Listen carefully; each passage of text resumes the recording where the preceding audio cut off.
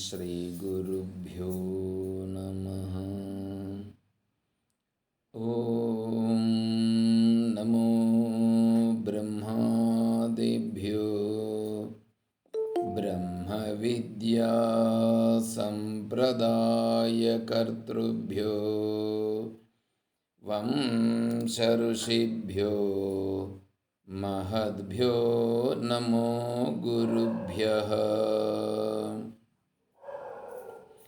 ఓం శంకారూపేణ మచ్చిత్తం పంకీకృతమభూద్యయ కింకరీయస్య సా మాయా శంకరాచార్యమాశ్రయేత్. ఓం యుక్తాహారవిహారాయ వివిక్తస్థలవాసినే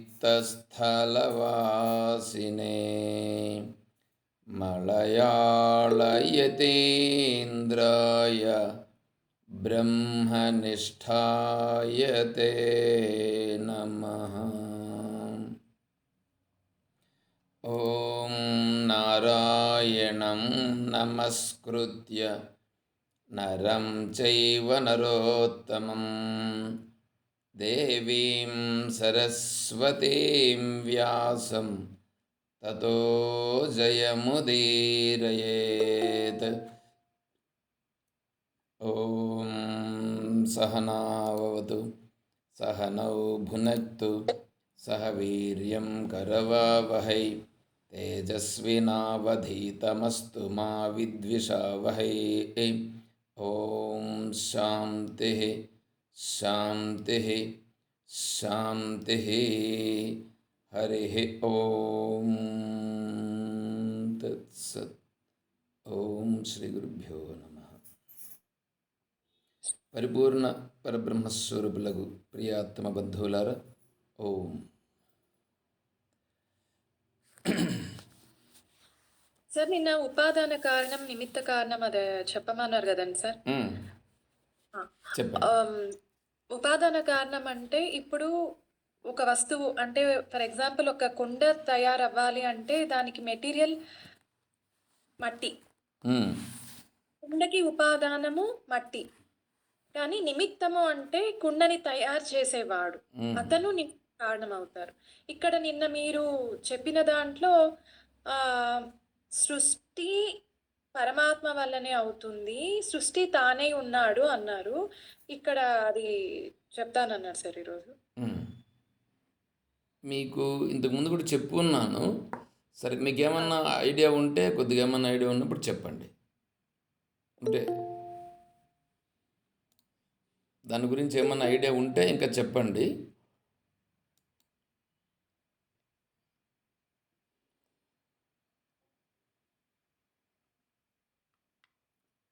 sir, అంటే రెండో వస్తువేది లేదు కాబట్టి, ఉన్నది ఒక్కటే కాబట్టి అంత పరమాత్మనే అని అంటున్నాము. కానీ కనిపిస్తుంది కదా, అది కనిపించడానికి మనసే కారణము. అది కొంచెం డిస్కషన్స్లో అది విన్నాము సార్.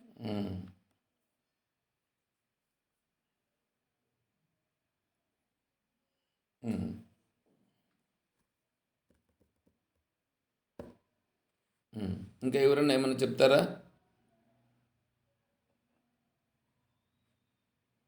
సరే. కుండ మట్టే కుండగా కనబడుతూ ఉందనే తీసుకోవచ్చు, అది చెప్పినారు. బంగారం ఆభరణాల్లో బంగారే ఉండేది, ఆభరణాలుగా మనం చూస్తాం. బంగారం ఇప్పుడు ఏదైనా డీల్ చేయాలంటే చెయ్యిను వీటితోనే చేస్తాం. ఇప్పుడు బంగారాన్ని వేసుకోలేము కదా ఇప్పుడు అక్కడ. అది కార్యం, అది కార్యం అవుతుంది అని చెప్పినారు. కార్యంలో కూడా కారణం ఉంటుంది, ఉపాదాన కారణం ఒక కార్యంలో కూడా కారణం ఉంటుంది అని చెప్పినారు. కారణం ఒకటే ఉండగలదు. ఇప్పుడు మట్టి మాత్రమే చూడగలుగుతాము, కానీ కుండని మట్టి లేకుండా చూడలేం కదా. అది చెప్పినారు స్వామి. అట్లా చెప్తూ ఇవి భూమి గురించి లిక్విడ్ స్టేజ్, కార్యము కారణం చెప్పకుండా చెప్పినారు స్వామి. విద్య సత్యము. భూమిని ఎక్కడి నుంచి వచ్చింది? లిక్విడ్ నుంచి వస్తుంది. లిక్విడ్ అగ్ని నుంచి వస్తుంది. ఇది చెప్పినారు స్వామి. అప్పులు ఉమ్, అది.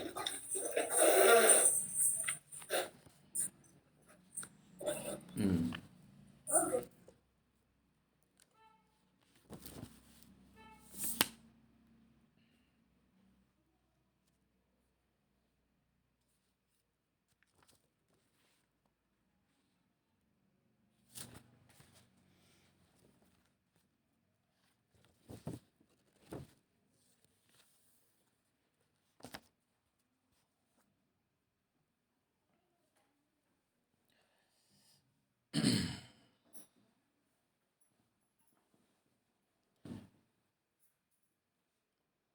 ఉమ్.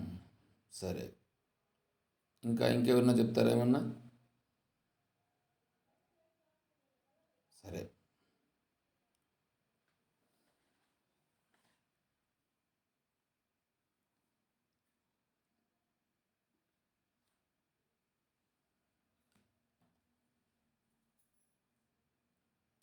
ఇప్పుడు మనం దశమాధ్యాయం విభూతి యోగమును విచారణ చేసుకుంటున్నాం.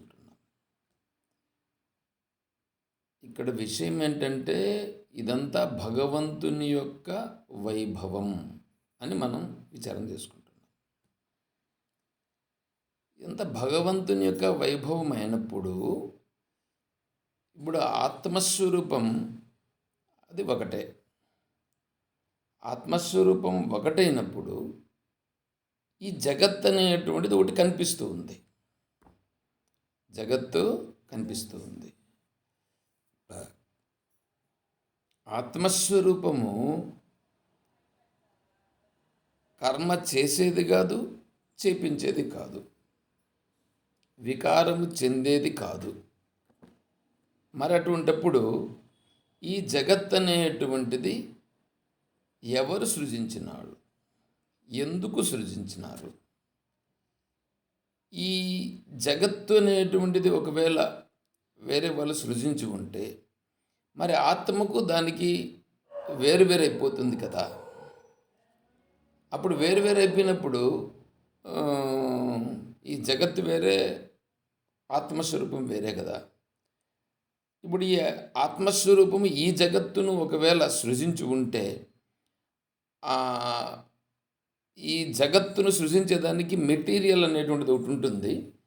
ఇప్పుడు ఆత్మస్వరూపము దీన్ని తయారు చేసింది అని అంటే అప్పుడు ఆత్మస్వరూపము దీన్ని తయారు చేసింది అన్నప్పుడు దీనిని తయారు చేసింది కాబట్టి అదొకవేళ దాంట్లో గొప్పతనం ఉండొచ్చు. కానీ ఇది తయారు చేసేదానికి ఇప్పుడు దీన్ని ఆ మెటీరియల్ అవంతా అది గొప్పతనం అయింది కదా. కాబట్టి ఆత్మస్వరూపమును అంగీకరిస్తూనే దీని యొక్క గొప్పతనం అనేటువంటిది కూడా ఇక్కడ తెలియబడుతూ ఉంటుంది. అప్పుడు ఇది తయారు కావడానికి ఇది వేరే వస్తువు ఒకటి ఉండాలా, అది వేరే వస్తువు ఒకటి ఉండాలా. ఇటువంటివన్నీ ఇక్కడ ఉన్నాయి. ఇప్పుడు వీళ్ళు ఏం చేశారంటే నేనున్నాను, ఎవరికి వాళ్ళు ఉన్నారుగా, ఉన్నారు. ఉండి ఇప్పుడు వీళ్ళు ఏం చేస్తున్నారంటే వీడే ఆలోచిస్తున్నాడు. ఇప్పుడు నేనున్నాను, నేను ధర్మంగా ఉండాలనా, అధర్మంగా ఉండాలనా?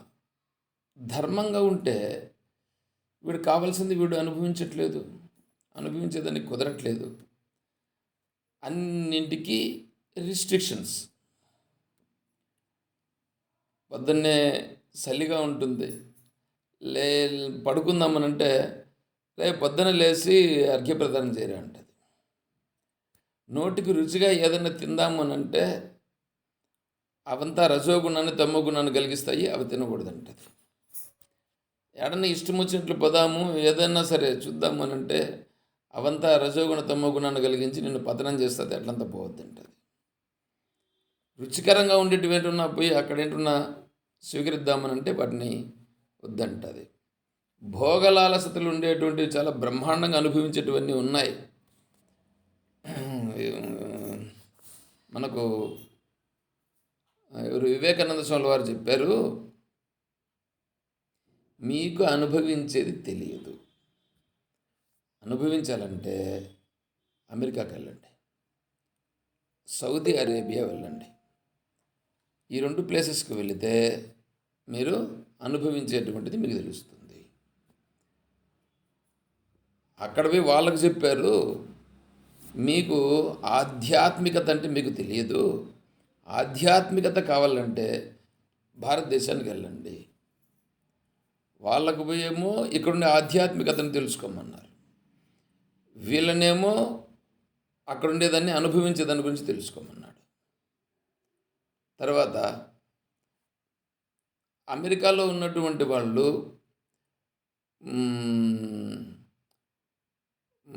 దాన్ని ఏమంటారంటే పర్ఫెక్ట్ సివిలైజేషన్ అన్నారు స్వామీజీ. అంటే చట్టమును గౌరవించుటలో చాలా స్పష్టంగా వ్యవహారం చేస్తారు. తర్వాత చట్టమును ఉల్లంఘించుటలో ఇండియా వాళ్ళు చాలా బాగా ముందంజలో ఉంటారు. తరువాత భారతదేశంలో ఏమిది గృహ వ్యవస్థ, వివాహ వ్యవస్థ అనేటువంటిది చాలా పకడ్బందీగా జరుగుతూ ఉంది. అదే అమెరికాలో ఈ వివాహ వ్యవస్థ అనేటువంటిది ఈ పొద్దుండి రేపటి వరకు ఉంటుందా అనేది గ్యారంటీ లేదు అని చెప్పారు. అయితే ఇక్కడ ఇట్లా కొన్ని నియమాలు పట్టుకొని ఈ ప్రకారంగా ఉండాల్సిన పరిస్థితి ఏంటి? భోగాలను అనుభవించాలంటే బ్రహ్మాండంగా పోతే కావాల్సినవన్నీ అనుభవించవచ్చు. ఇన్ని అనుభవించేటువంటి పరిస్థితులు ఉంటే వాటన్నింటినీ వారగబెట్టి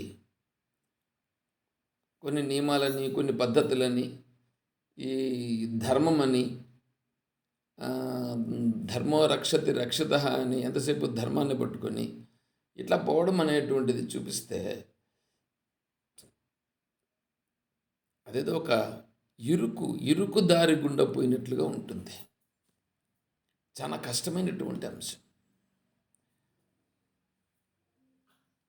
సరే, ఇప్పుడు ఇవంతా ఎందుకు చెప్తున్నామంటే వీడు వీటన్నింటినీ చూస్తూ, కళ్ళెదురుగా చూస్తూ, ధర్మాలు జరుగుతూ ఉంటాయి, అధర్మాలు జరుగుతూ ఉంటాయి, ఏంటంటో జరిగిపోతూ ఉంటాయి. వీటన్నింటిని చూస్తూ తను వికారం చెందకుండా ఉండాల్సి ఉంటుంది. మళ్ళీ వికారం చెందకుండా ఉండాలా, శాంతిగా ఉండాల. యస్మాన్నో ద్విజతే లోకో లోకాన్నో ద్విజతే చయ హర్షామర్ష భయోద్వేగై ముక్తో యస్స చ మే ప్రియ. ఈ లోకంలో ఏమేమైతే జరుగుతూ ఉందో దాని నుంచి తను వికారం చెందకుండా ఉండుట. తగ్గించు.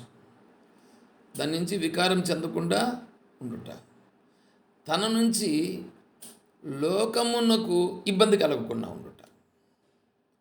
ఇది భక్తుని లక్షణం అని భగవంతుడు చెప్పాడు. అంటే లోకంలో జరుగుతూ ఉండేటువంటిని చూచి తను వికారము చెందడు, శాంతిగా ఉండగలుగుతాడు. తన నుంచి లోకంలో ఉండేవాళ్ళు కూడా శాంతిగానే ఉంటారు.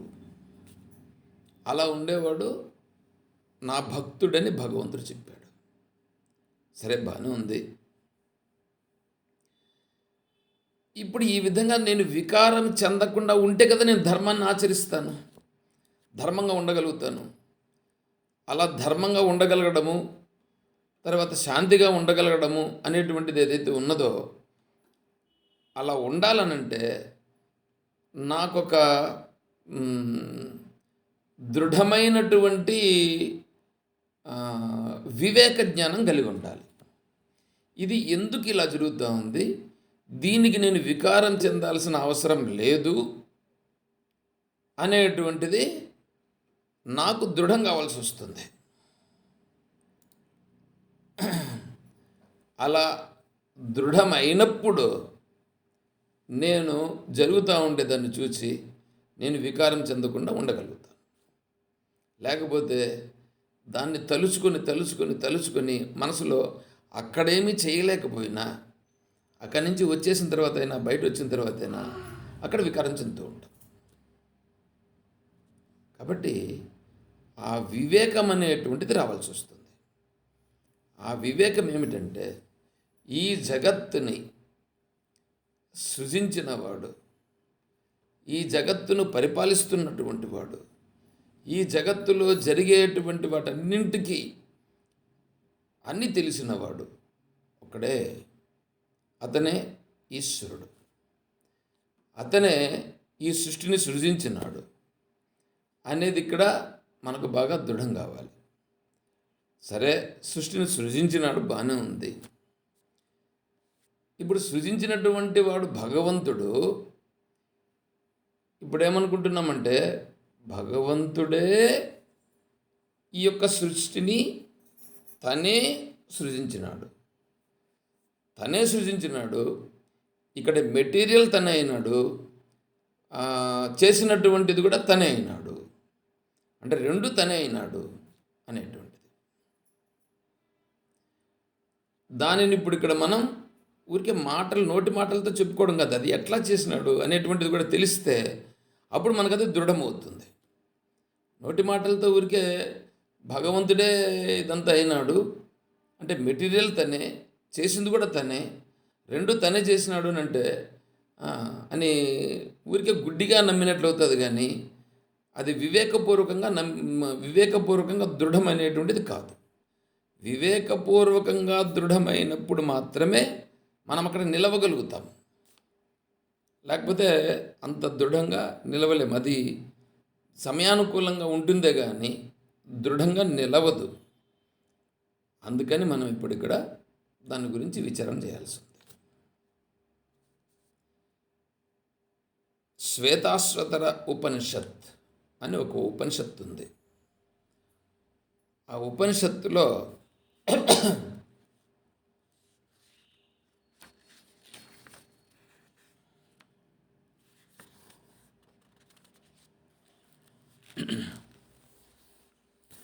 ఓం బ్రహ్మవాదినో వదంతి కిం కారణం బ్రహ్మ కుతస్మ జాత జీవామకేన క్వచ సంప్రతిష్ఠితాః అధిష్ఠితాః కేన సుఖేతరేషు వర్తామహే బ్రహ్మవిదో వ్యవస్థాం.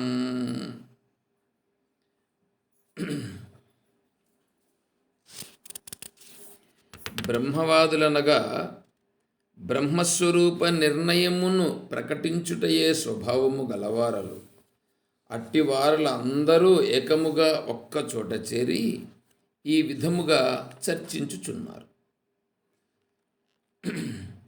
బ్రహ్మము యొక్క స్వరూపం ఎట్టిది? లేక ఈ ప్రపంచమునకు కారణము బ్రహ్మమా లేక కాలమా? పై మంత్రమునందు కాల స్వభావోని యతి యదృచ్ఛ మున్నగునవి చెప్పబడిపోవచ్చున్నవి. అంటే తర్వాత రెండవ మంత్రంలో చెప్పబడుతుంది. లేక బ్రహ్మము ప్రపంచమునకు సిద్ధరూపమైన ఉపాదాన కారణమా లేక బ్రహ్మశబ్దమునకు బ్రహ్మయతి తస్మాదుచ్యతే పరబ్రహ్మేతి అను శృతియే నిర్వచనమును చెప్పుచున్నది. కావున నిమిత్తోపాదాన కారణములు రెండును బ్రహ్మయేనా లేక ఈ ప్రపంచము కారణ విరహితమేనా? ఈ ప్రశ్నమునందు ఇంత అర్థమును ఇమిడి ఉన్నదని గ్రహించవలయును. ఇక్కడ బ్రహ్మవాదినో వదంతి, బ్రహ్మవాదులు అంటే ఇది ఉపనిషత్తు అండి. ఉపనిషత్తు కాబట్టి మనం ఇప్పుడు ఇక్కడ బ్రహ్మవాదులు, కొంతమంది సైంటిస్టులు ఒక జాగాలో కూర్చొని చర్చించుకున్నట్లుగా ఒక విషయమును గురించి, ఇక్కడ బ్రహ్మవాదులు అంటే బ్రహ్మమును గురించి వాళ్ళు ఆ తత్వములో బాగా ఆ, దాన్ని ఏమనాలి, పరిపక్వమైనటువంటి స్థితిలో ఉన్నటువంటి వాళ్ళే కూర్చున్నారు ఒక జాగాలో. కొంతమంది వాళ్ళు 7 మంది కూర్చున్నారని చెప్పి 6 మంది కూర్చున్నారని చెప్పారు. 6 మంది పేర్లు కూడా చెప్పారు. అయితే ఇప్పుడు ప్రస్తుతానికి నా దగ్గర 6 మంది పేర్లు అవన్నీ కూడా లేవు. సరే, ఆ 6 మంది మహాత్ములు బ్రహ్మర్షులుగా ఉండేటువంటి వాళ్ళు కూర్చున్నారు. కూర్చొని వాళ్ళు మాట్లాడుకుంటున్నారట. ఏమని మాట్లాడుకుంటున్నారు? కిం కారణం బ్రహ్మ. కిం కారణం? ఈ ఈ ఇక్కడ బ్రహ్మ అని అంటే, బ్రహ్మ అనే దానికి ఆ, శుద్ధ బ్రహ్మ ఒక అర్థం. అంటే శుద్ధ బ్రహ్మ అంటే దేనితోనూ సంబంధం లేనటువంటి ఆత్మస్వరూపం అని ఒక అర్థం. ఈ జగద్రూపంగా ఉన్నటువంటి ఈ స్వరూపమైనటువంటిది ఇదొక అర్థం. హిరణ్య గర్భుడు అని ఒక అర్థం. బ్రహ్మ అనంటే మనస్సుకు కూడా బ్రహ్మ అని అంటారు ఒక్కొక్కసారి. ఈ శరీరానికి కూడా బ్రహ్మ అని అంటారు ఒక్కొక్కసారి. ప్రాణమును కూడా బ్రహ్మ అని అంటారు. కాబట్టి బ్రహ్మ అంటే ఇక్కడ ఏది అర్థం అని అంటే, ఈ కనిపిస్తున్నటువంటి ఈ జగత్తంతా ఉంది, దీనికే ఇప్పుడు బ్రహ్మ అని పేరు. దీనికి కారణం ఏమిటి? కుతస్మ జాత, ఇది ఎక్కడి నుంచి వచ్చింది? ఎవరు దీన్ని తీసుకొచ్చారు? జీవామకేన, ఈ జీవుడు ఎవరు, ఎందుకు వచ్చారు? క్వచ సంప్రతిష్ఠితా, ఈ జీవుడు అనేటువంటి వాడు ఎక్కడ ప్రతిష్ఠితమై ఉన్నాడు? చూడండి, ఇవన్నీ ప్రశ్నలు. వాళ్ళు అధిష్ఠితా కేన సుఖేతరేషు వర్తామహే. అధిష్ఠితా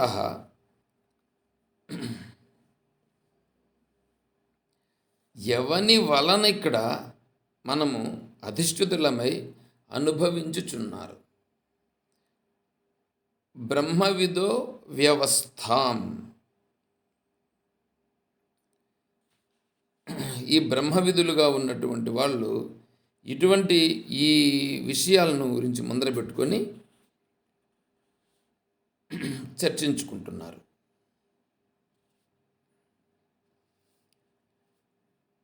ఇది ఇప్పుడు మనకు సరిపోతుంది చూడండి. ఎందుకంటే ఇవన్నీ ఒక్కొక్క వ్యవస్థ, ఒక్కొక్కటి సపరేట్గా.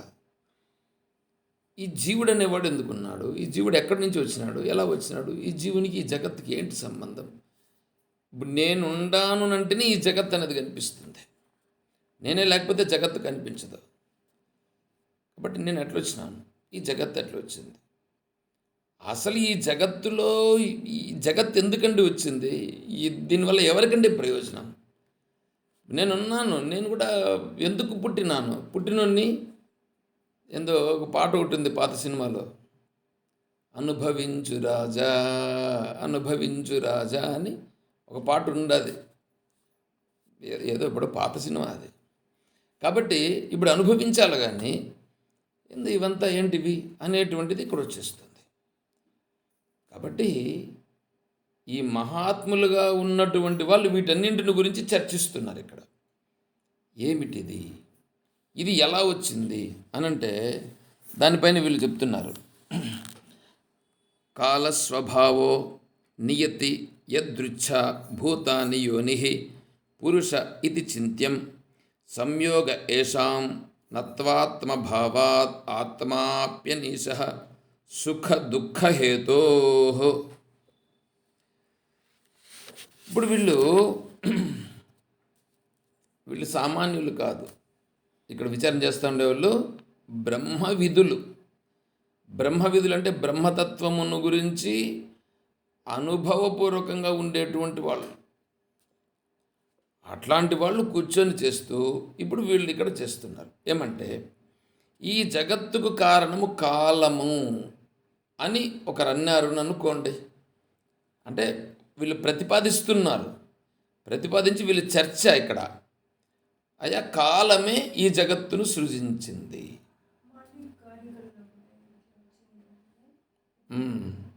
వస్తుంది ఇదంతా. కాలము అని కొంతమంది చెప్తారు.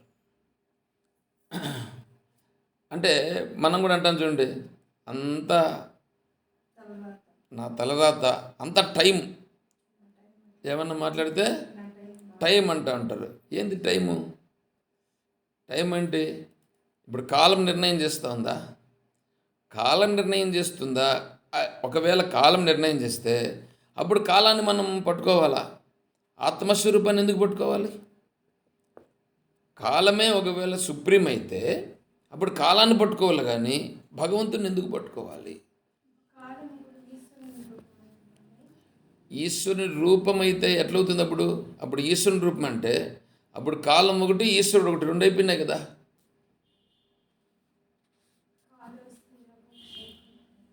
అవునండి, కాలము ఈశ్వరుని రూపం అని చెప్తున్నావు.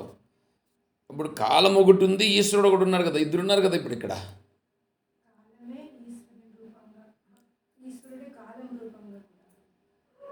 సరే, ఇప్పుడు రెండు ఉన్నాయా, ఒకటి ఉందా? ఈశ్వరుడే ఉంటే కూడా ఇప్పుడు నువ్వు కాలం అని నువ్వు అంటున్నావు కదా. అప్పుడు నువ్వు కాలం అని అన్నావు అంటే అప్పుడు కాలం ఉందా లేదా? మరి ఉంది అని అంటే ఇప్పుడు ఈశ్వరుడు అన్నాడు కదా, రెండు ఉన్నాయి కదా. రెండు ఉన్నాయా లేదా ఇక్కడ? ఇప్పుడు కాలం నడిపిస్తూ ఉందా లేదా? మరి కాలం ఉంది అంటే ఇప్పుడు కాలం ఉంది, ఈశ్వరుడు ఉన్నాడు. అప్పుడు నేను కాలాన్ని పట్టుకోవాలన్నా ఈశ్వరుని పట్టుకోవాలన్నా? ఈశ్వరుని పట్టుకుంటే కాలం ఏం చేస్తూ ఉంది? నువ్వు ఈశ్వరుని పట్టుకున్నావని అనుకో, ఇప్పుడు నువ్వేం చేస్తున్నావు? ఇప్పుడు దాన్ని ఏమంటారు, శుభముహూర్తమని, గండకాలమని, యమగండమని, ఇటువంటివన్నీ పట్టుకుంటున్నారు కదా. మరి కాలానికి నువ్వు విలువనిస్తున్నావా లేదా? కాబట్టి కాలమే గొప్పదని వీళ్ళు అంటున్నారు.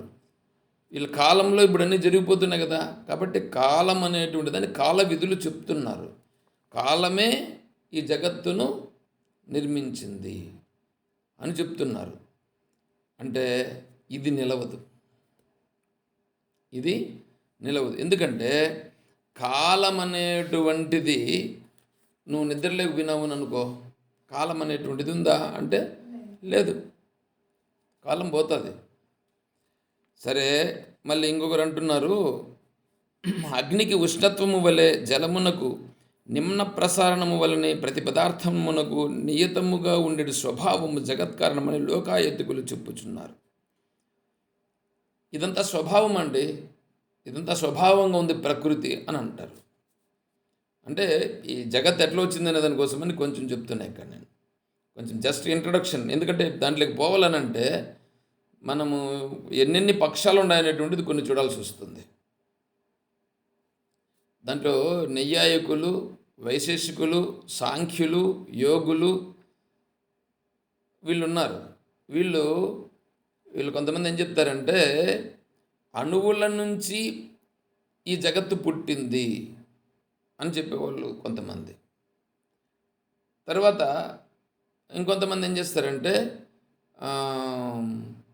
ఇది స్వాభావికంగా పుట్టింది అని చెప్పేవాళ్ళు కొంతమంది ప్రకృతి, ఇది ప్రకృతి నుంచి వచ్చిందండి అని చెప్పేవాళ్ళు కొంతమంది. అదే ఇవన్నీ వస్తున్నాయి ఇక్కడ చెప్తున్నాను నేను దీన్ని.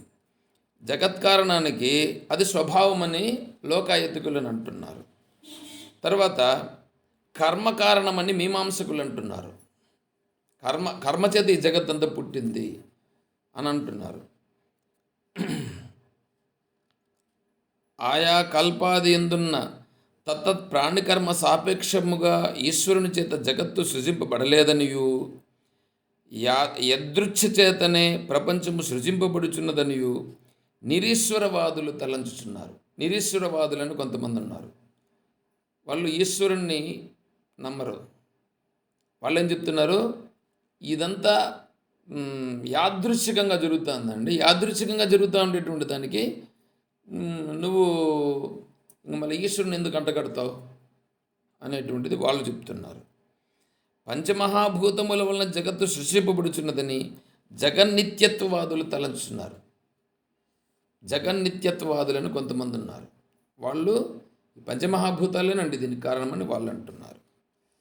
పురుషుడు లేక జీవుడు, హిరణ్యగర్భుడు, వీళ్ళు జగత్ కారణమని కొంతమంది చెప్తున్నారు. వాళ్ళు యోగులు చెప్తున్నారు అట్లనేసేసి.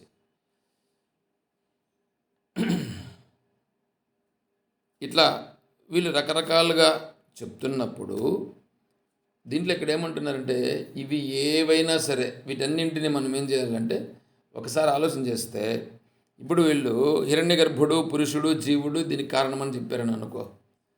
ఈ హిరణ్యగర్భుడు జీవుడు, జీవుడి నుంచి హిరణ్యగర్భుడు పుట్టినాడా, హిరణ్యగర్భుడి నుంచి జీవుడు పుట్టినాడా అనేది విచారణ వస్తుంది. అంటే హిరణ్యగర్భుడేమో మొదట పుట్టినాడు, జీవుడు తర్వాత పుట్టినాడు. హిరణ్యగర్భుడి నుంచి జీవుడు పుడతాడు.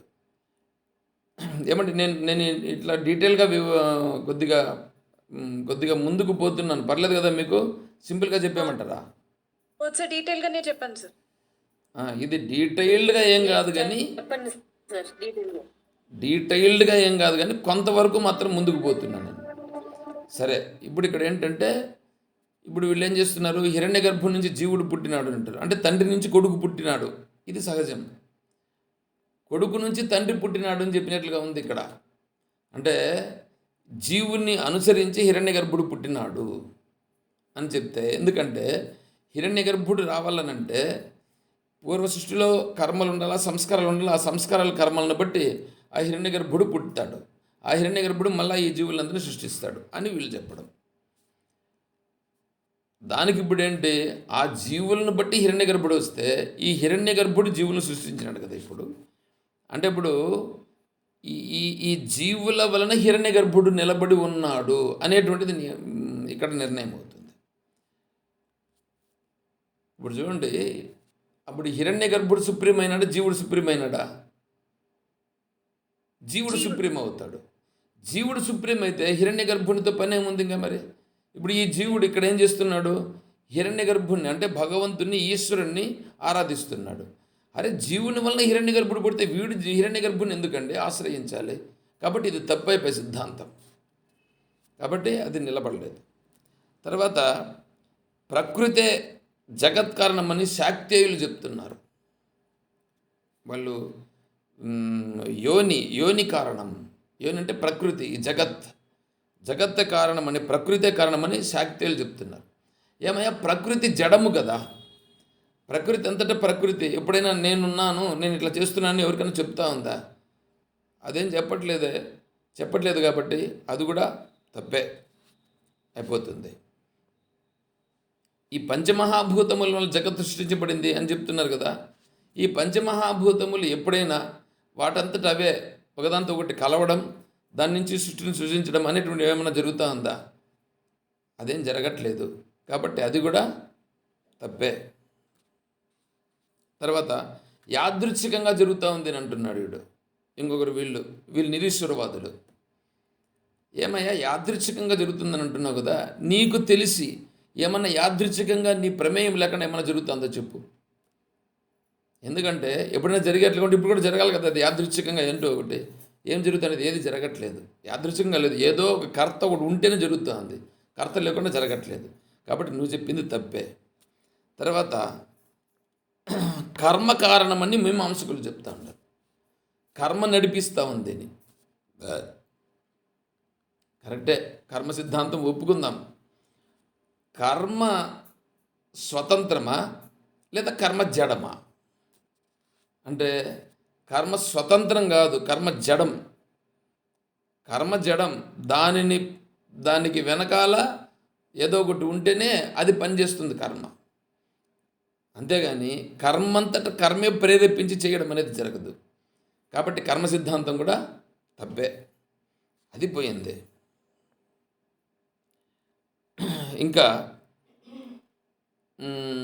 లోకాయతుకులు ఏమంటున్నారు, అగ్నికి ఉష్ణత్వం వలె జలమునకు నిమ్న ప్రసారణము వలనే ప్రతి పదార్థమునకు నియతముగా ఉండే స్వభావమే కారణమని అంటున్నారు.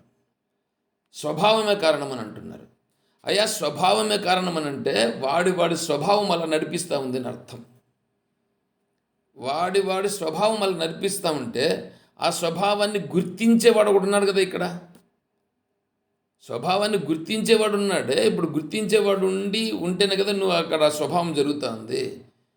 కాబట్టి ఆ స్వభావంతో జరుగుతూ ఉన్న స్వభావాన్ని గుర్తించేవాడే ఒకడు లేకపోతే ఆ స్వభావాన్ని అనుభవించేవాడు కర్త ఎవడు అక్కడ?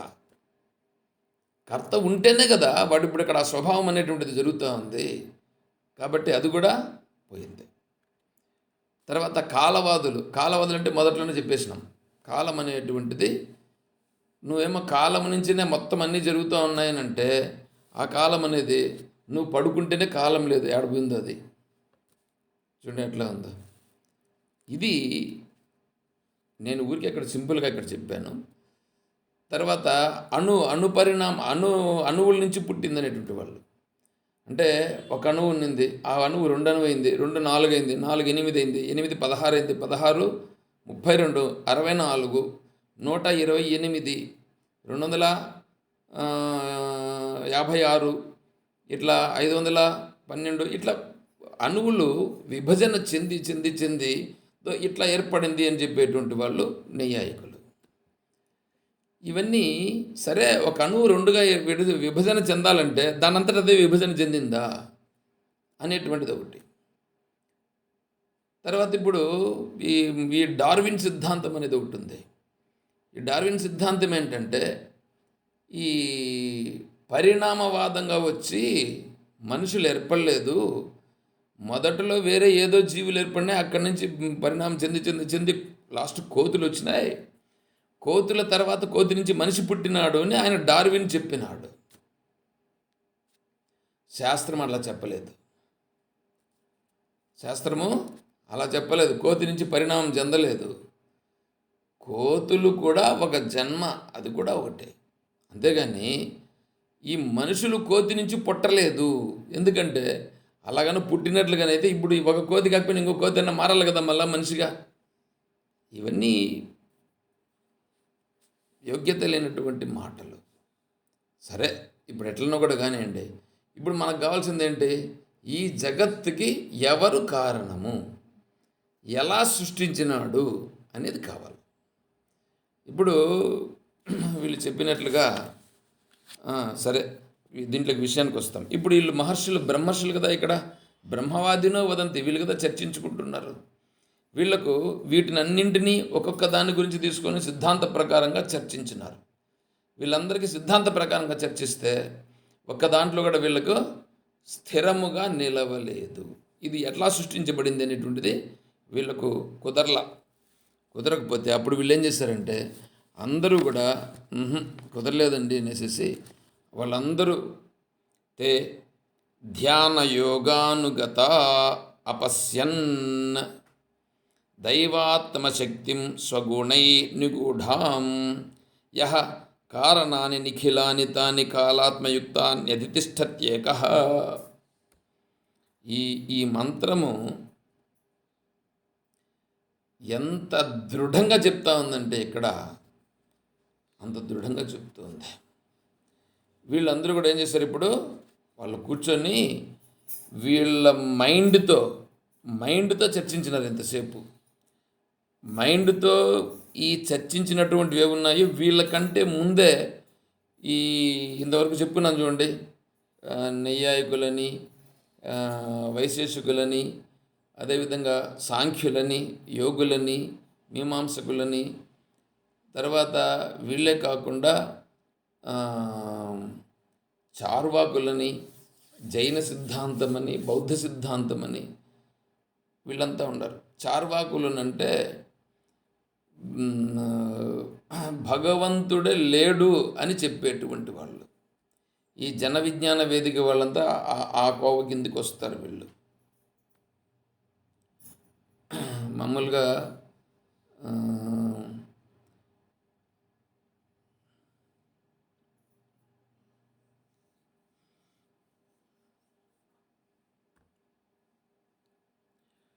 ఈ వేదమును శాస్త్రమును అంగీకరించేటువంటి వాళ్ళు కొంతమంది, ఈ వేదమును శాస్త్రమును అంగీకరించకుండా ఉండేటువంటి వాళ్ళు కొంతమంది. ఆస్తికులు, నాస్తికులు. ఆస్తికవాదులుగా ఉండేటువంటి వాళ్ళు వేదాన్ని అంగీకరిస్తారు. నాస్తికులుగా ఉండేటువంటి వాళ్ళు వేదమును చదివి వేదమును అంగీకరించరు. అది వాళ్ళు ఇక్కడ చేసేటువంటి పని. కాబట్టి నాస్తికులు నాస్తికులు అనేటువంటి వాళ్ళు ఏమీ తెలియని వాళ్ళు కాదు. వాళ్ళు వేదమును అధ్యయనం చేసి వేదమును అంగీకరించలేదు. మనలాగా ఏదో ఊరికే ఏదంటే అది యోగ్యత లేకుండా, ఆలోచన లేకుండా ఎట్లంటే అట్లా ఇష్టపడినట్లుగా మాట్లాడేటువంటి వాళ్ళు కాదు. దానికంతా ఒక శాస్త్రం అది ఉంది. అది అక్కడ నాస్తిక దర్శనాలు అవి. దర్శనం అవి కూడా దర్శనాలు, ఆస్తిక దర్శనాలు, ఇవన్నీ కూడా దర్శనం అని అంటారు వీటిని. అవన్నిటికీ కూడా ప్రమాణాలు శాస్త్రమే ప్రమాణం. సరే, దాంట్లో ఇప్పుడు వీళ్ళు ఆ దర్శనాలన్నింటినీ కూడా వీళ్ళు ఈ బ్రహ్మవాదులుగా ఉండేవాళ్ళు ముందర పెట్టుకొని చర్చించినారు.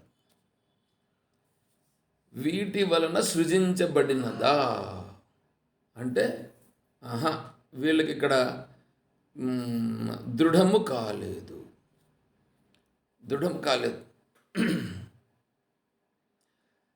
దానికి ఆరంభోపాదాన కారణమని, పరిణామోపాదాన కారణమని, వివర్తోపాదాన కారణమని 3 కారణాల్లో చెప్పబడింది. సరే, అవి చెప్పబడేదానికి ముందు నేను ఇక్కడికి వస్తున్నా. వాళ్ళు దాన్ని ఎలా గుర్తించినారు అనేదానికి ఇప్పుడు వీళ్ళు ఆరంభోపాదాన కారణం చర్చించినారు, పరిణామోపాదాన కారణం గురించి కూడా చర్చించినారు. వాటి వల్ల ఇప్పుడు వాళ్ళకి ఏమీ దృఢపడలేదు. ఈ జగత్ అనేటువంటిది ఎట్లొచ్చిందనే దానికి అక్కడ నిలబడాలా, దృఢం కావాలా, ఇది ఇలా వచ్చింది అనేటువంటిది నిలబడాలి. ఇప్పుడు కరోనా వచ్చింది అంటే ఫస్ట్లో ఏం తెలియలేదు, ఎవరికి తెలియలేదు. దాన్ని మళ్ళీ ఫైండ్ అవుట్ చేశారుగా. పలానా కరోనా వైరస్ నుంచి వచ్చింది, పలానా వైరస్ ఇట్లా ఉంటుంది, దాన్ని ఫైండ్ అవుట్ చేసేదానికి ఇలా ఫైండ్ అవుట్ చేయొచ్చును, దీనికి ఈ టెస్టులు చేయాలి అనేది. అంటే కరోనా వైరస్ అనేటువంటిది ఒకటి ఉందని, ఇది కొత్తగా వచ్చిందేం కాదు. కరోనా వైరస్ ఎప్పుడో ఉన్నింది. ఇది ఆల్రెడీ చదువుకున్నటువంటి వాళ్ళు, ఈ డాక్టర్స్గా ఉండేటువంటి వాళ్ళు చదివేటప్పుడు వాళ్ళకి దీని గురించి ఆల్రెడీ చెప్పారు. వాళ్ళు చదువుకునే వాళ్ళకి ఇవన్నీ మనకు తెలియని జబ్బులన్నీ కూడా చాలా ఉంటాయి, వాళ్ళకి చెప్పి ఉంటారు అక్కడ. అట్లాగే ఇక్కడ కూడా ఈ సృష్టి అనేటువంటిది ఏది జరుగుతూ ఉందో వీటన్నింటి గురించి పర్ఫెక్ట్గా అక్కడ నిర్ణయం కావాలి. ఈ కరోనా వైరస్ అనేటువంటిది ఈ వైరస్ అనేటువంటిది ఆల్రెడీ ఈ ప్రపంచంలో ఉండేటువంటి ఏవైతే ఉన్నాయో వాటన్నింటినీ ఆల్రెడీ లిస్ట్ అవుట్ చేసి పెట్టి ఉన్నారు.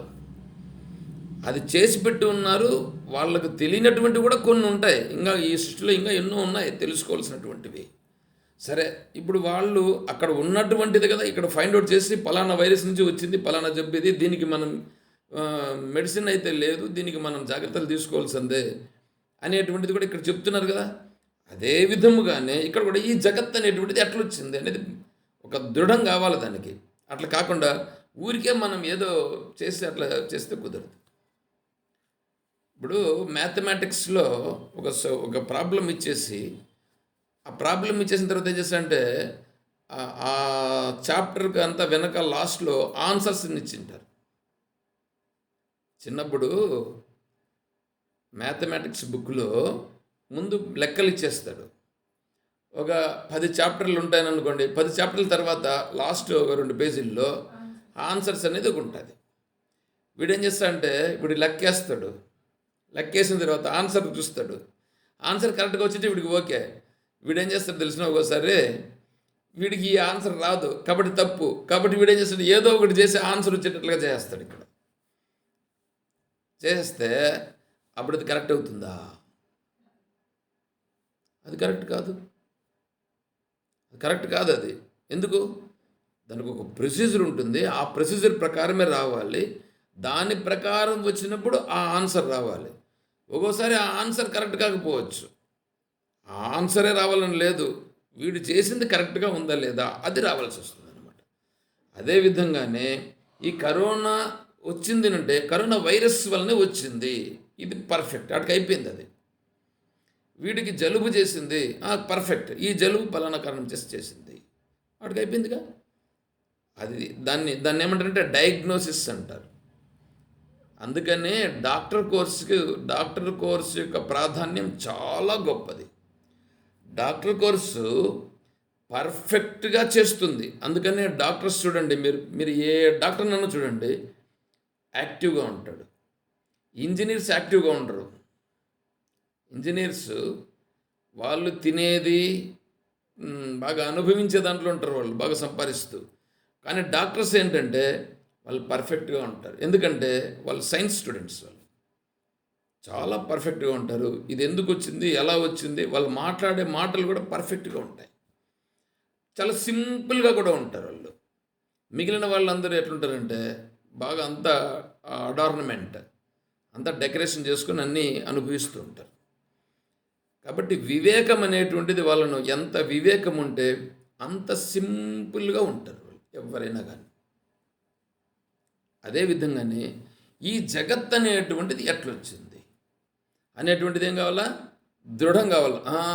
ఎందుకు వచ్చింది, ఇలా వచ్చింది. వీళ్ళంతా మైండ్తో ఆలోచన చేశారు.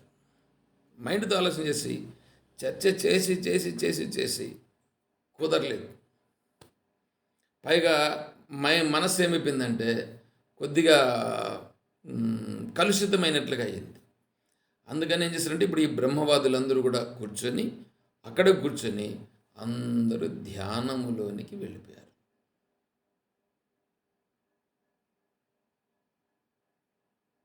నిర్మలంగా ఉన్నారు. ఒకరు కాదు, అక్కడ కూర్చోండి 6 మంది కూడా నిర్మలంగా ఉన్నారు. అందరూ ఒక్కసారిగా తిరిగి స్పృహలోకి వచ్చారు. ధ్యానంలోకి వెళ్ళారు. ధ్యానంలోకి వెళ్ళి ధ్యానంలో నుంచి మళ్ళీ స్పృహలోకి వచ్చారు. అందరూ ఒకేసారి వచ్చారు.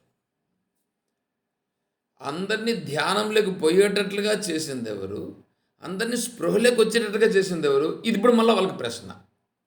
చూడు ఎట్లా వచ్చిందో. ఇప్పుడు వాళ్ళకు ఒకటి అర్థమయ్యింది. స్పృహలోకి వచ్చిన తర్వాత వాళ్ళు అంటున్నారు, వాళ్ళకు మాట అన్నారు. ఏమన్నారంటే వాళ్ళు చూడండి ఎట్లా అంటున్నారు. తే అంటే వాళ్ళు ధ్యానయోగ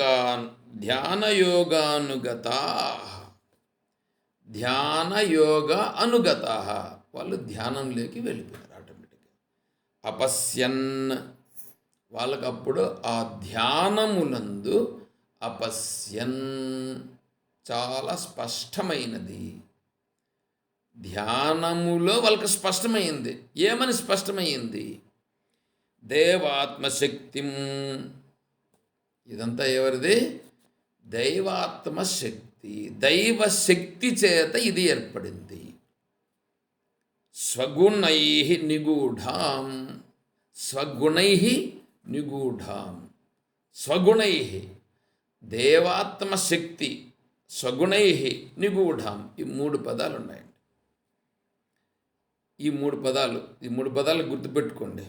దేవాత్మశక్తిం స్వగుణై నిగూఢాం, నిగూఢమైనటువంటి స్వగుణై, అవి తనకే సంబంధించినటువంటివి. దేవాత్మశక్తి అంటే దైవశక్తి వలన ఏర్పడినటువంటి ఈ 3 గుణాలు, అవి నిగూఢమైనటువంటివి. వాటి వలన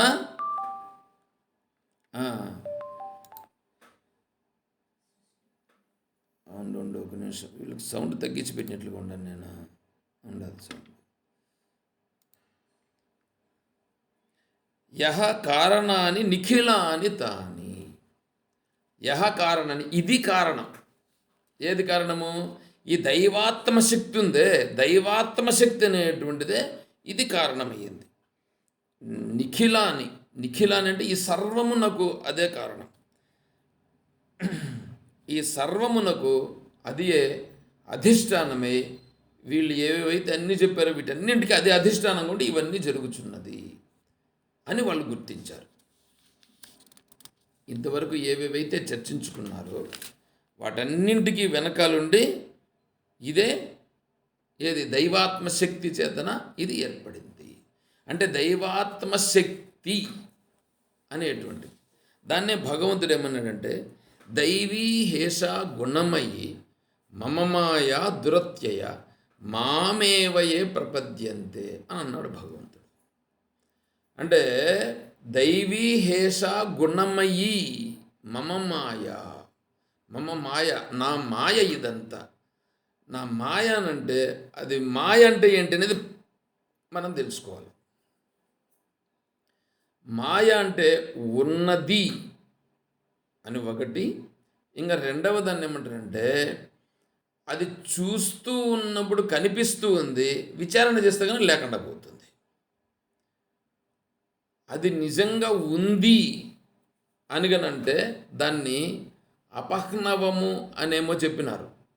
మాయగన ఉంటే ఏదైనా ఒకటి చూసినామని అనుకోండి, అది కరెక్ట్గా ఉంది అని అంటే కన్నా దాన్ని అపహ్నవము అనేమో అంటారు.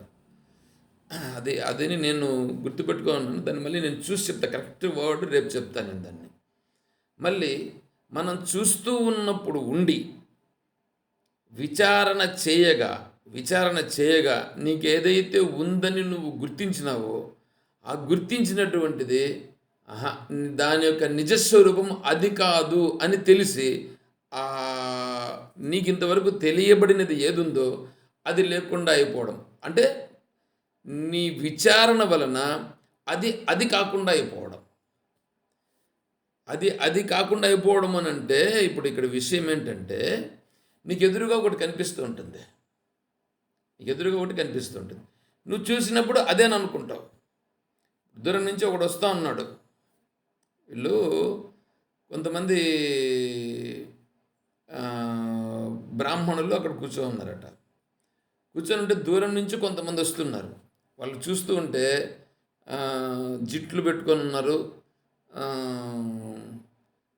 వాళ్ళ డ్రెస్సులంతా కూడా అలా కనిపిస్తున్నది. రే మనోళ్ళు వస్తున్నారా, దాంట్లో మా బామర్ది కూడా ఉన్నాడు అని చెప్పి వీడు కూర్చొని చూస్తూ ఉంటాడు.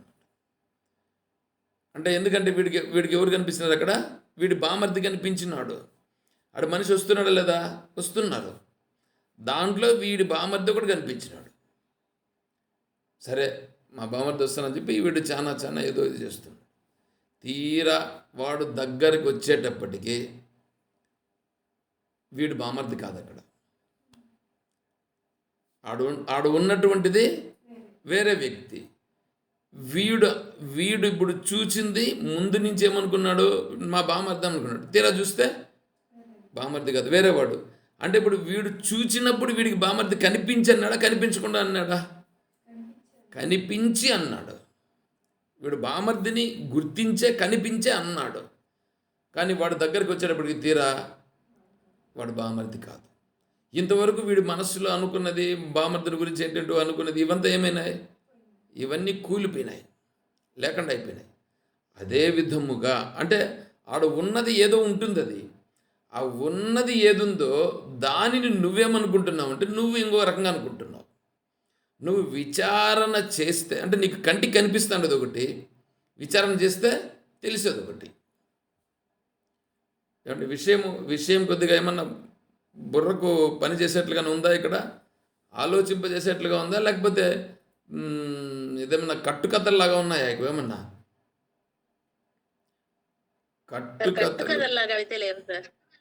కట్టుకథలు కాదు. కట్టుకథలను చెప్పుకునేదానికి ఇక్కడికి రాలేదు. కట్టుకథలను చెప్పినా వినే పరిస్థితి లేదు. అదే సార్, కాంప్లికేటెడ్గా ఉంది కానీ కట్టుకథలా లేదు సార్. అది బుద్ధికి పని పెట్టాలని కానీ ఎప్పుడు కూడా బుద్ధికి పని పెట్టాలి కానీ ఏదో చెప్పింది వినుకొని గమ్మున కూర్చోవడం అనేటువంటిది చేసుకోకూడదు. బుద్ధికి పని పెట్టేట్లుగా ఉండాలి ఏదైనా కూడా. కానీ దానిలో మళ్ళీ మనం ప్రశ్నలు కూడా వేయగలిగేటట్లుగా ఉండాలా. ఎంతసేపు ఊరికి ఏదో చెప్పినారు విన్నామా అన్నట్లుగా వద్దు. మీ మనస్సుకు కూడా, మీకు కూడా అందరికీ బుద్ధి ఉంది, బుద్ధి సామర్థ్యం ఉంది. మీరు కూడా ఆలోచన చేయండి. ఆలోచన చేసి ఏం చేయాలంటే మీరు ఇట్లా చెప్తున్నారు కదా స్వామి, ఇది ఎట్లా కరెక్ట్ అవుతుంది అనేటట్లుగా కూడా మీరు వాదించగలిగేటట్లుగా కూడా మీరు, ఎందుకంటే మీరు కూడా బుద్ధి ఉందిగా, బుద్ధి చేత మీకు కూడా వివేకం ఉంది. కాబట్టి ప్రతి ఒక్కరికి ఆ సామర్థ్యం ఉంది. కాబట్టి మీరు బాగా ఆలోచన చెయ్యండి. ఆలోచన చేసి మీరు అడిగే కొద్దిగా ఏమవుతుందంటే విషయం ఇంకొద్దిగా మనం బాగా ఎలాబరేట్గా తెలుసుకునేదానికి అవకాశం ఉంటుంది. సరే, ఇప్పుడు ఏమవుతుంది? ఈ విషయం అనేటువంటి దాన్ని తెలుసుకునేదానికి వచ్చేటప్పటికి ఆ దైవాత్మ శక్తి చేత ఇవంతా ఏర్పడినాయి. వాడు అక్కడ బామర్ది అని అనుకున్నాడు. తీరా బామర్ది ఉన్నాడా? బామ్మర్ది కాదు. అయితే ఆడ కనిపించింది ఒక మనిషి కనిపించాడుగా. వీడు ఒక మనిషి ఎవడు అని అన్నాడా? మనిషి ఎవడు అని అనలే, మా బామ్మర్ది అని అన్నాడు. అలాగే ఇక్కడ ఉన్నటువంటిది ఏదో ఆదావంతే చ యన్నాస్తి వర్తమానేపి తత్తథా వితధై సదృశో సంతో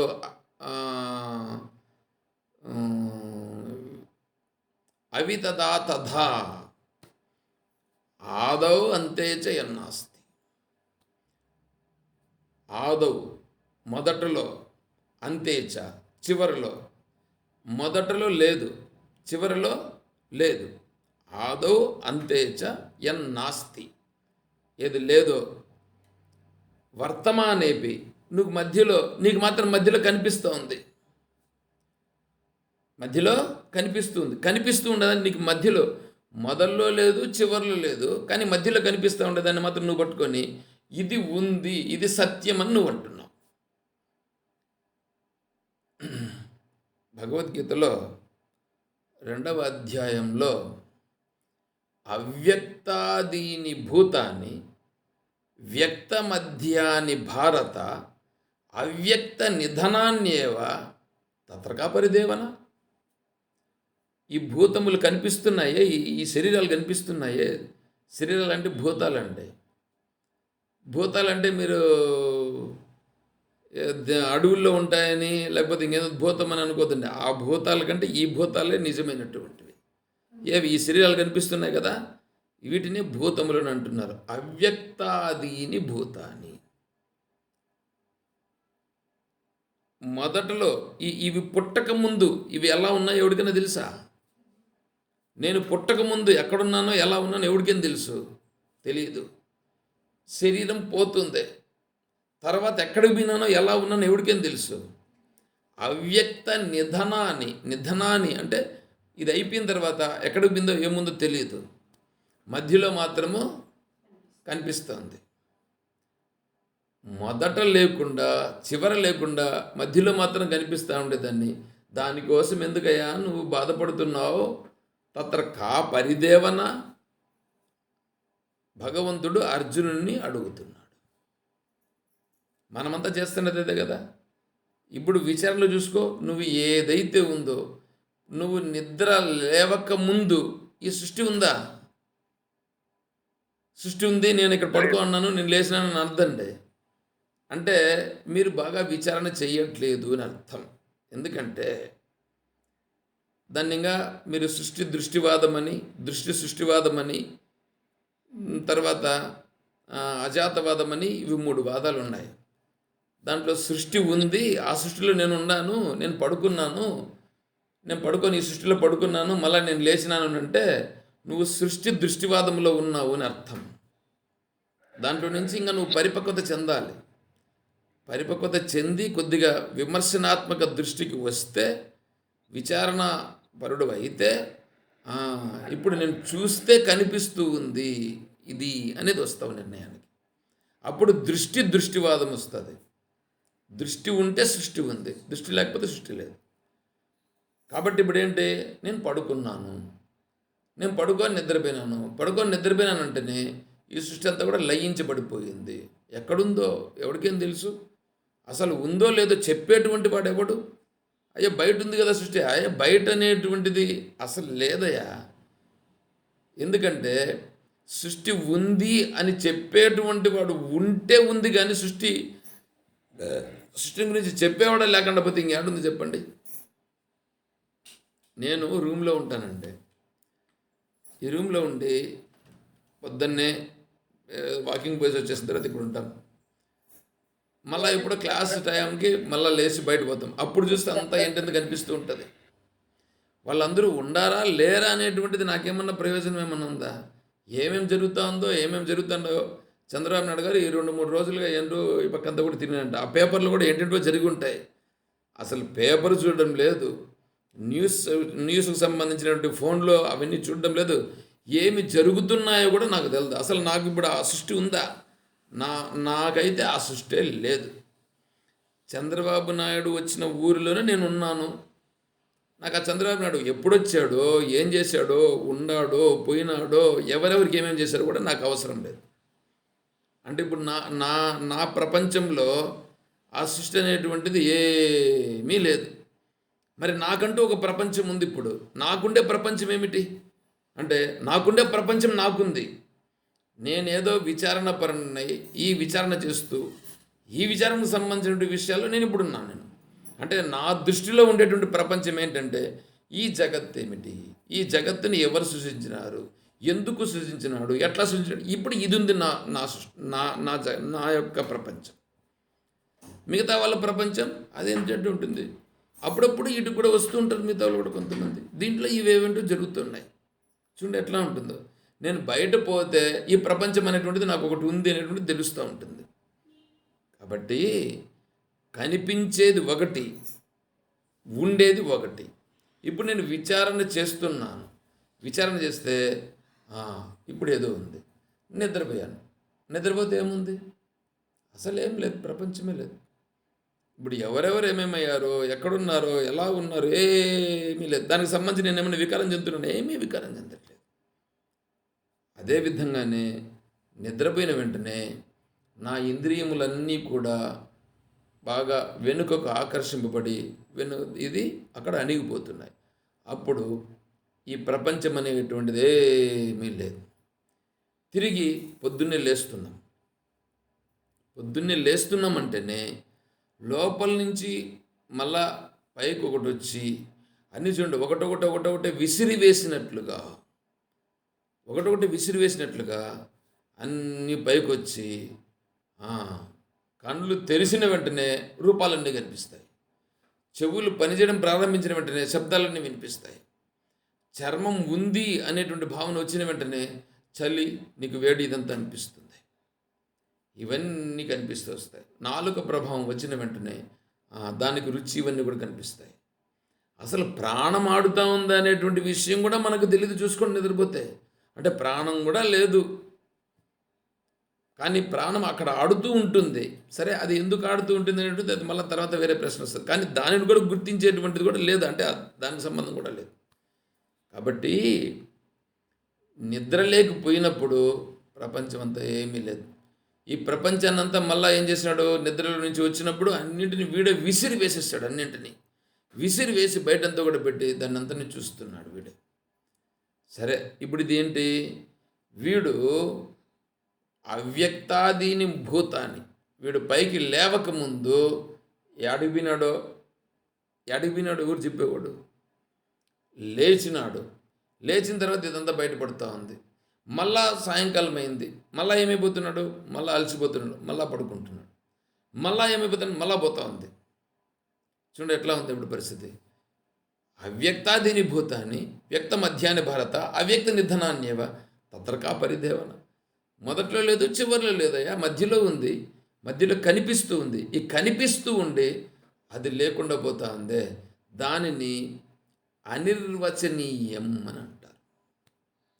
దానిని నిర్వచించేదానికి, ఎట్లొచ్చింది, ఏ విధంగా వచ్చిందని చెప్పేదానికి, అది దైవాత్మ శక్తి నుంచి వచ్చింది. అది ఎట్లా వచ్చిందనే దాన్ని మనం ఇక్కడ శాస్త్రం చెప్తా ఉంది. ఇది ఇట్లా అనేటువంటిదే ఇక్కడ మనకు బాగా క్లారిటీ కావాల్సి వస్తుంది. చెప్పండి అమ్మగారు, విజయమ్మ గారు. సార్ జయ కృష్ణ సార్. హరి ఓం. సార్, ఇప్పుడు భగవద్గీత కల్పితమా ఉందా? గీతా మహాత్మ్యంలో ఏం చెప్పినారంటే,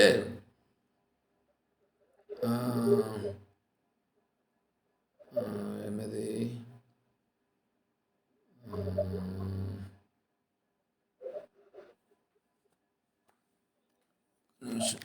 గీతా మహాత్మ్యం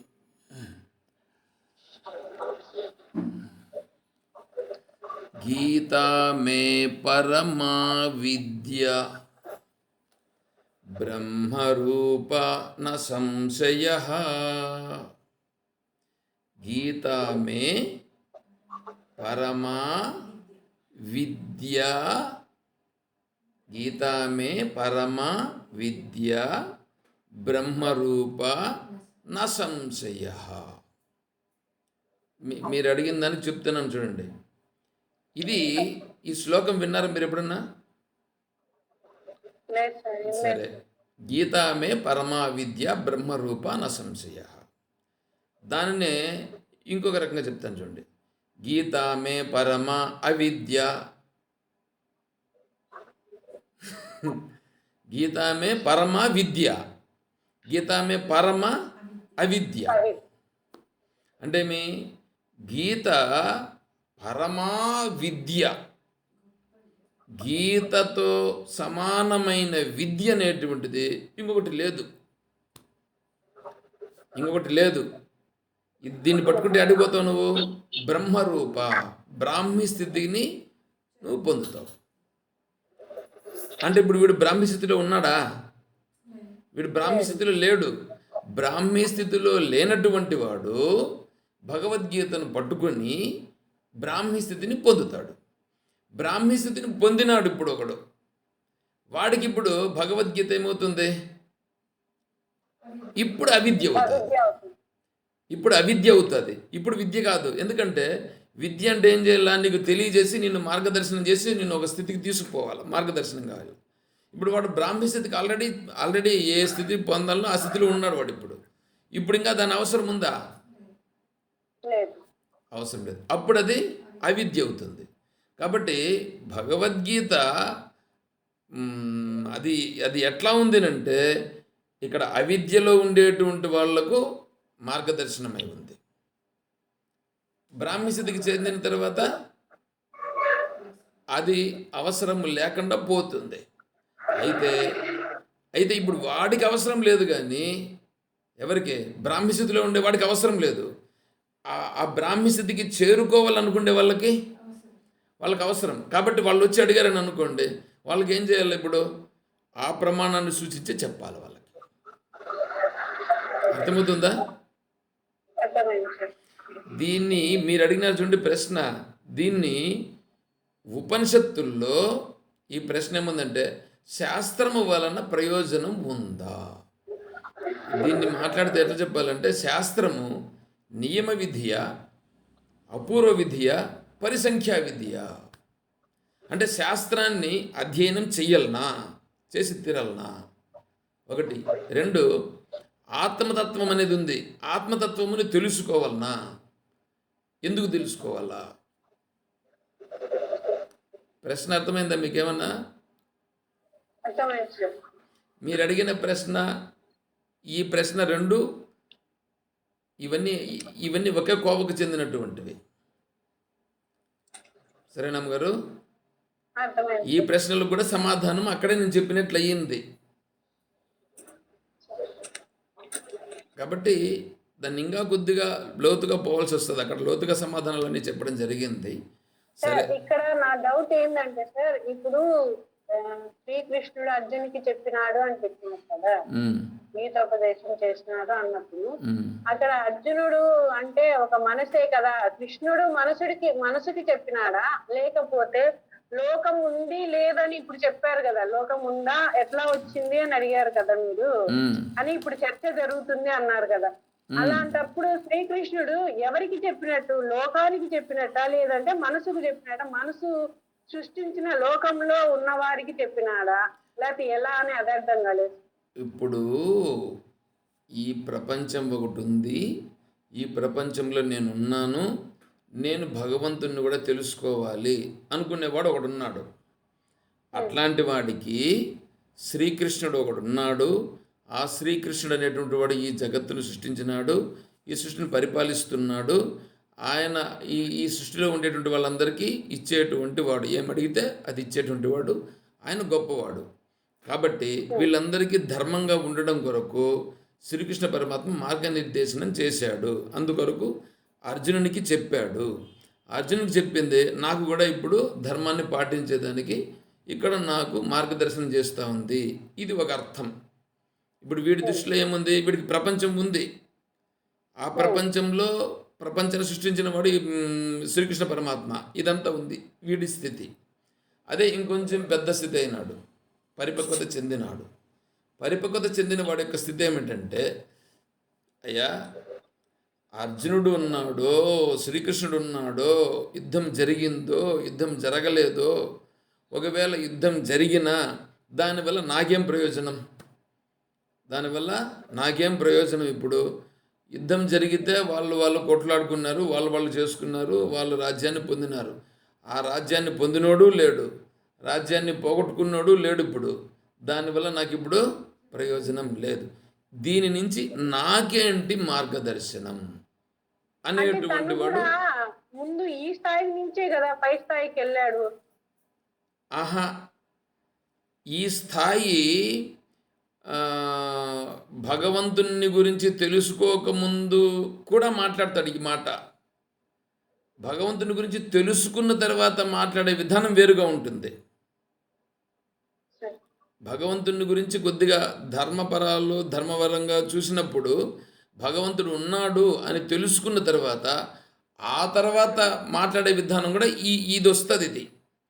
దీనికోసమే నేను ఏం చెప్పినానంటే, అదే క్షీరసాగర మథనం అని చెప్తున్నాను చూడండి. దాని గురించి చెప్తాను, దాని గురించి కూడా చెప్తాను. ఆ సమయం వచ్చినప్పుడు ఇవి కూడా వస్తాయి కొన్ని అక్కడ, సరే. అప్పుడు మళ్ళీ చెప్తా. అంటే భగవంతుని గురించి తెలుసుకోక ముందు ఏం మాట్లాడి ఉంటాడో, భగవంతుని గురించి తెలుసుకున్న తర్వాత కూడా ఈ మాటలు వస్తాయి కొన్ని అక్కడ. కానీ అప్పుడు మాట్లాడిన విధానం వేరుంటుంది, ఇప్పుడు మాట్లాడే విధానం వేరుంటుంది. ఇప్పుడు ఒకడు అజ్ఞానిగా ఉంటాడు, అయ్యా దేవుడున్నాడా, ఎవడున్నాడయ్యా, చెయ్యల్లా, అనుభవించాలా, చెయ్యి, కర్త లేడు, భోక్త లేడు, ఎవడున్నాడు, విడిచిపెట్టు. నువ్వు దేవుణ్ణి పట్టుకొని నువ్వు అన్నింటిని చూసుకొని ఇవన్నీ పట్టుకొని కూర్చుంటావయ్యా. నువ్వు కర్త ఎవడయ్యా, కర్త లేడు, భక్త ఎవడున్నా వచ్చి మాట్లాడుతున్నాడా, ఇచ్చిపెట్టు, దూరంగా పెట్టు అని వీడు చేస్తాడు. వీడు అజ్ఞాని, కర్త లేడు, భక్త లేడు అని అంటున్నాడు, కాబట్టి ఇప్పుడు చేయమంటున్నాడు. అదే కొంచెం భగవంతుని గురించి తెలుసుకున్నాడు, అయ్యో కర్త, చేస్తే పాపం వస్తుంది, చేస్తే మంచి పని చేయాల, పుణ్యం చేయాలా, ఇట్లా వస్తాడు వీడు. భగవంతుని నమ్మినటువంటి వాడు, భగవంతుని తత్వం తెలుసుకున్నవాడు, పరిపూర్ణంగా భగవంతుని యొక్క తత్వాన్ని తెలుసుకున్నాడు. కర్త లేడు, భక్త లేడు, చేసేవాడు లేడు, చేపించేవాడు లేడు, పోవాయా అంటాడు. ఇప్పుడు చూసారా, భగవంతుని తెలుసుకోకముందు మాట్లాడినప్పుడు వాడు ఎట్లా మాట్లాడాడు, భగవంతుని గురించి తెలుసుకున్న తర్వాత కూడా అలాగే మాట్లాడతాడు. అందుకే అద్వైతం అనేటువంటిది అందరికీ అర్థం కాదు. అందుకని అద్వైతాన్ని చెప్పకూడదని చెప్పింది శాస్త్రం.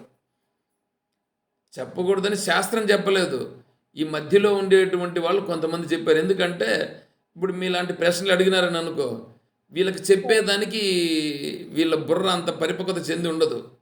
అందువలన అద్వైతం అందరికీ పట్టదు, అందరికీ అర్థం కాదు, ఇట్లా చెప్పేసి తప్పించుకుంటుంటారు.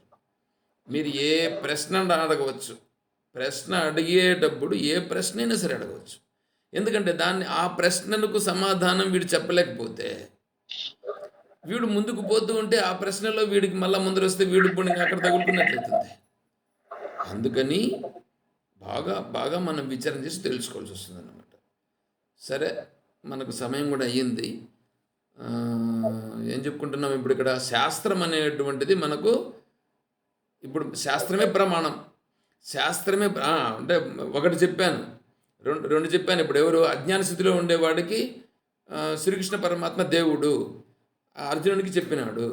రెండవది ఏంటి, ఇక్కడ ధర్మంగా ఉండాలా, ఆ ధర్మాలు నాకు అవసరం, వాళ్ళు యుద్ధం జరిగిందో లేదో నాకు అవసరం లేదు, అది రెండవ స్థితి.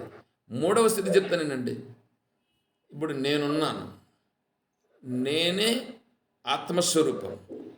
ఈ మనస్సు ఉందే, ఈ మనస్సే నాకు అడ్డంకి.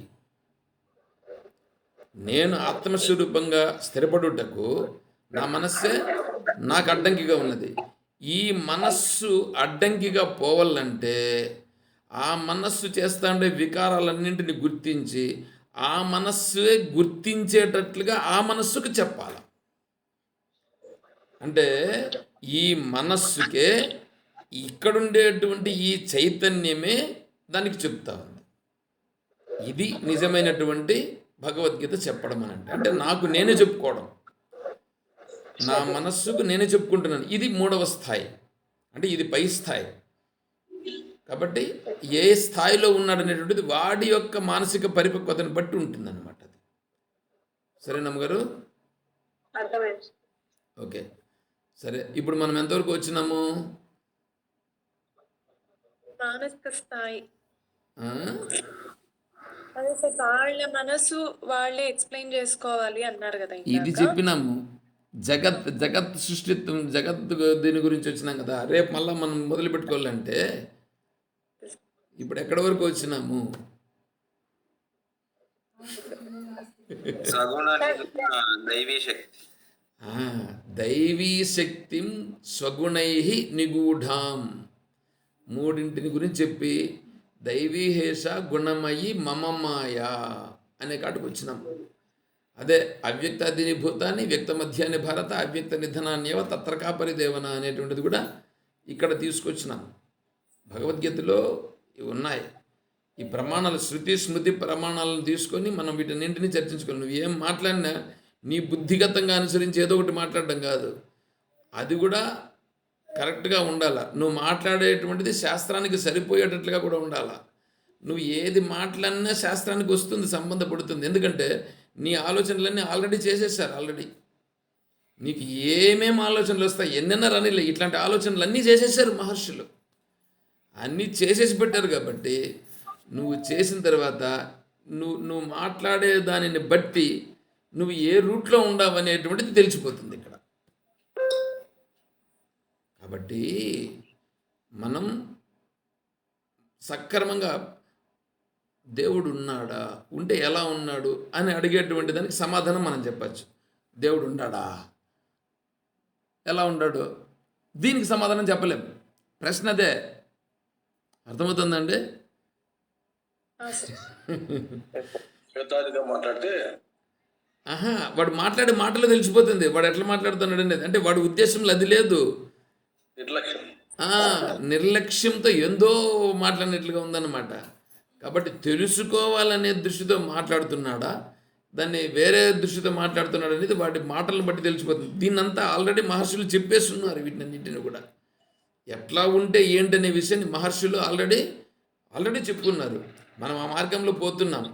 కాబట్టి మనం ఎట్లా పోవాలనేటువంటిది కూడా దాన్ని పట్టుకొని మనం ముందుకు పోవాలి. అందుకే మనం ఇక్కడ ఈ జగత్తు ఎలా సృష్టించబడింది అనేటువంటి దాన్ని బాగా కొద్దిగా విచారణ చేసుకొని బుద్ధికి పట్టించుకుంటే మన మనస్సులో ఉండేటువంటి ఈ విషయ లంపటం నుంచి బయటపడేదానికి అవకాశం ఉంటుంది. దాంట్లో పడి కొట్టుకొని దానికోసమే ఇబ్బంది పడకుండా మనస్సు ఫ్రీ అవుతుంది. ఓ అమ్మయ్య, ఇదంతా నడిపిస్తున్నటువంటి వాడు ఈశ్వరుడు అనేటువంటిది అప్పుడు నిర్ణయం అవుతుంది. అప్పుడు మనం ఈశ్వరుని బాగా దృఢంగా పట్టుకునేదానికి వీలవుతుంది. కాబట్టి ఆ మార్గంలో ముందుకు పోతున్నాం. రేపు దీని గురించి ఇంకొద్దిగా కంటిన్యూ చేసుకుని తెలుసుకుందాం. ఇంకా ఏమైనా డౌట్లు ఉంటే కూడా బాగా అన్నీ నోట్ చేసి పెట్టుకోండి. రేపు మళ్ళీ మనం చర్చించుకునే ప్రయత్నం చేద్దాం. అలాగే సార్.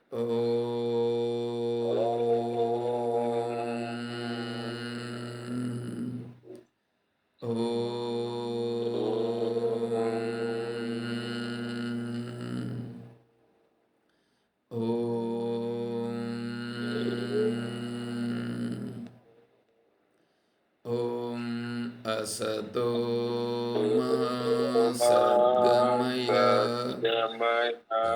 ఓం తమసో మా జ్యోతిర్గమయ, ఓం మృత్యోర్మా అమృతం గమయ, ఓం శాంతి శాంతి శాంతి. హరి ఓం తత్సత్.